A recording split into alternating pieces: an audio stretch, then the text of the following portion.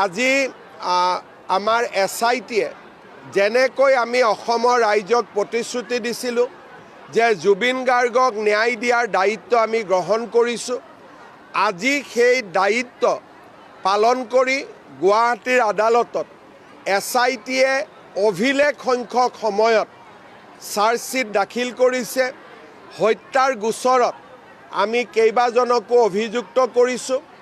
মই ভাবোঁ যে এতিয়া আদালতে সুন্দৰভাৱে এই গোচৰৰ শুনানি কৰি দোষীক উপযুক্ত শাস্তি দিয়াৰ ব্যৱস্থা গ্ৰহণ কৰিব।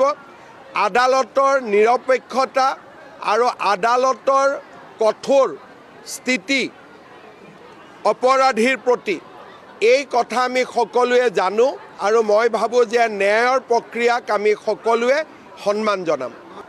এতিয়া এইটো হৈ গ'ল যেতিয়া নেক্সট গৌৰৱ গগৈ। মইতো এতিয়া আদালতৰ ওপৰত কমেণ্ট দিব নোৱাৰোঁ, গতিকে আদালতৰ ওপৰত কমেণ্ট দিলে কালি মোকে কণ্টেম্প অফ কোৰ্টত লৈ যাব। এতিয়া গোটেই দায়িত্ব আদালতৰ। আজি আমাৰ SITয়ে যেনেকৈ আমি অসমৰ ৰাইজক প্ৰতিশ্ৰুতি দিছিলোঁ যে জুবিন গাৰ্গক ন্যায় দিয়াৰ দায়িত্ব আমি গ্ৰহণ কৰিছোঁ। আজি সেই দায়িত্ব পালন কৰি গুৱাহাটীৰ আদালতত SITয়ে অভিলেখ সংখ্যক সময়ত চাৰ্জশ্বীট দাখিল কৰিছে। হত্যাৰ গোচৰত আমি কেইবাজনকো অভিযুক্ত কৰিছোঁ। মই ভাবোঁ যে এতিয়া আদালতে সুন্দৰভাৱে এই গোচৰৰ শুনানি কৰি দোষীক উপযুক্ত শাস্তি দিয়াৰ ব্যৱস্থা গ্ৰহণ কৰিব। আদালতৰ নিৰপেক্ষতা আৰু আদালতৰ কঠোৰ স্থিতি অপৰাধীৰ প্ৰতি এই কথা আমি সকলোৱে জানো আৰু মই ভাবোঁ যে ন্যায়ৰ প্ৰক্ৰিয়াক আমি সকলোৱে সন্মান জনাম। এতিয়া এইটো হৈ গ'ল যেতিয়া নেক্সট গৌৰৱ গগৈ।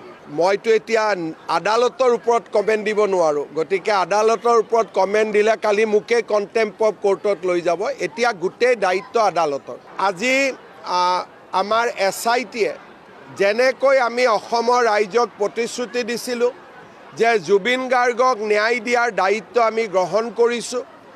আজি সেই দায়িত্ব পালন কৰি গুৱাহাটীৰ আদালতত SITয়ে অভিলেখ সংখ্যক সময়ত চাৰ্জশ্বীট দাখিল কৰিছে।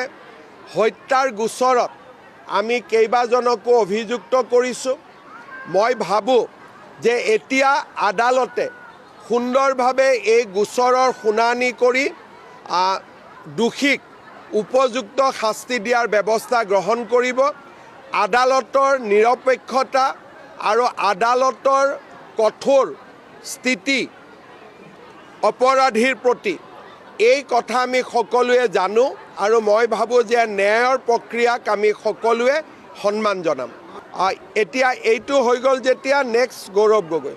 মইতো এতিয়া আদালতৰ ওপৰত কমেণ্ট দিব নোৱাৰোঁ, গতিকে আদালতৰ ওপৰত কমেণ্ট দিলে কালি মোকে কণ্টেম্প অফ কোৰ্টত লৈ যাব। এতিয়া গোটেই দায়িত্ব আদালতৰ।